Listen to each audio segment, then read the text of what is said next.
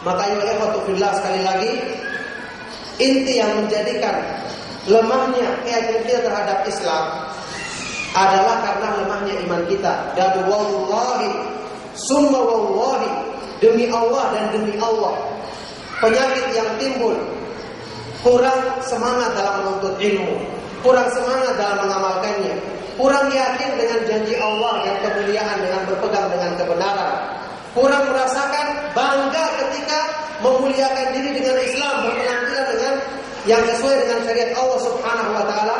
Ini merupakan di antara tanda-tanda kelemahan iman yang sangat jelas.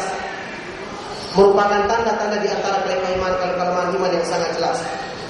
Karena tidak akan mungkin orang-orang yang disifati dengan orang-orang yang memiliki takwa yang hakiki, yang sempurna imannya, disifati dalam Al-Quran, dzalika wa may yu'azzim sya'airallahi fa innaha min taqwal qulub.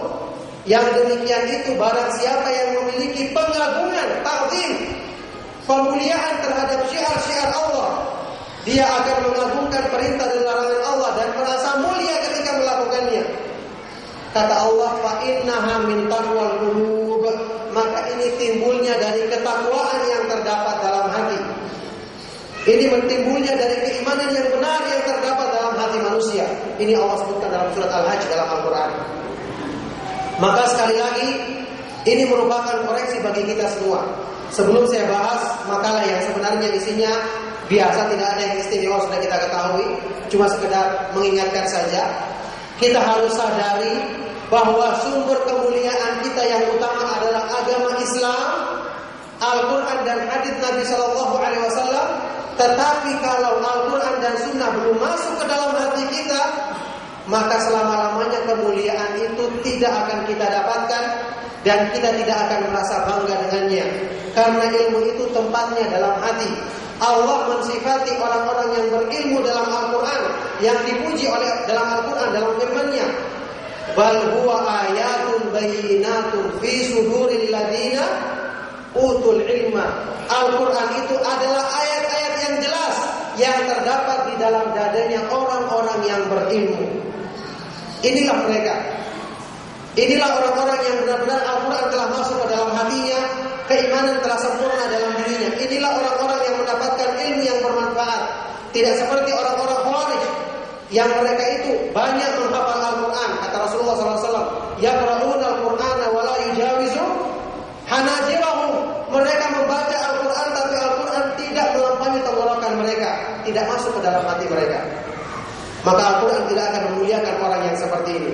Oleh karena itu, intinya, kalau ingin benar-benar bisa memperbaiki diri untuk merasakan bangga dan merasa mulia dengan Islam, maka perbaikilah keimanan, perbaikilah keyakinan kita. Orang-orang yang paham mempelajari tentang kebaikan Islam, mempelajari tentang keindahan dan kemuliaan sifat-sifat Allah, setelah dia yakin tidak akan mungkin setelah itu dia akan ragu sedikit pun terhadap kemuliaan Islam. Makanya tidak akan bisa mencapai ketakwaan yang sebenarnya, ketundukan yang sebenarnya, kecuali orang-orang yang berilmu, apalagi yang mengilmui tentang Allah Subhanahu wa taala dan sifat-sifatnya seperti yang kita ketahui dalam firman-Nya, innama yakhshallaha min ibadihi al-ulama. Sesungguhnya yang takut kepada Allah Subhanahu wa taala di antara hamba-hambanya hanyalah orang-orang yang berilmu. Yang demikian itu kata Ibnu Katsir, karena semakin pengetahuan dan ilmu seseorang tentang Allah Subhanahu wa taala yang memiliki sifat-sifat yang maha mulia, yang maha indah dan maha agung, semakin bertambah pengetahuannya, maka semakin bertambah pula ketakutannya, ketundukannya, keyakinannya dan kecintaannya kepada Allah Subhanahu wa taala. Jadi masalah yang utama dalam diri kita adalah masalah keimanan, masalah tauhid kita yang lemah, masalah kita kurang dalam berusaha untuk memahami Islam ini dengan baik. Utamanya maaf saja, kaum perempuan, ummahat dan ibu-ibu serta akhwat-akhwat sekalian. Masya Allah, Allah Subhanahu wa taala begitu banyak menyediakan kemuliaan-kemuliaan dalam Islam untuk antunna sekalian. Tetapi perlu diketahui, syaitan juga senantiasa berusaha untuk memalingkan kita semua dari jalan Allah Subhanahu wa taala. Apalagi perempuan yang disifati dengan kelemahan, naqisatul aqli wad din, kelemahan pada akal dan agamanya, yang sebenarnya ini bukan merupakan celaan karena merupakan tabiatnya mereka, akan tetapi ini setidaknya menjadi peringatan bahwa ini memberikan peluang mereka itu untuk lebih mudah terpengaruh dalam hal-hal yang berhubungan dengan ajakan-ajakan untuk menjerumuskan dengan hal-hal yang tampak dari kehidupan di dunia, lebih mudah dipengaruhi dibandingkan yang lainnya. Maka hendaknya mereka lebih harus berwaspada, harus lebih berhati-hati lagi, kemudian harus lebih banyak berdoa kepada Allah Subhanahu wa taala untuk meminta perlindungan, dan harus lebih banyak meminta nasihat dari orang-orang yang baik, menghadiri majelis-majelis ilmu sebagaimana semangatnya para sahabiah wanita di zaman Rasulullah SAW yang sampai mereka meminta waktu khusus kepada Rasulullah SAW untuk memberikan nasihat kepada mereka bagi para wanita secara khusus.